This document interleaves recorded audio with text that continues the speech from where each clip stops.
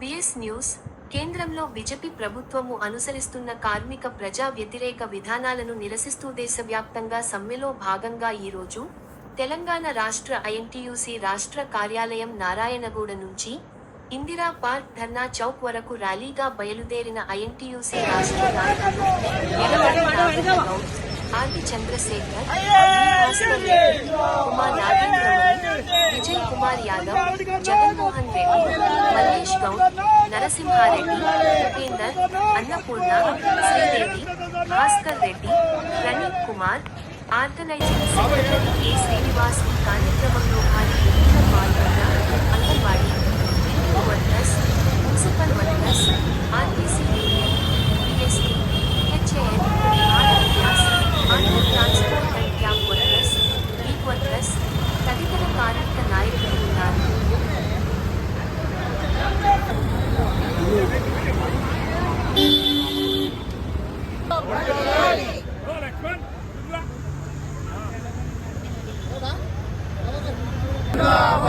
INTUC జిందాబాద్, INTUC జిందాబాద్, కార్మికుల ఐక్యత, కార్మికుల ఐక్యత.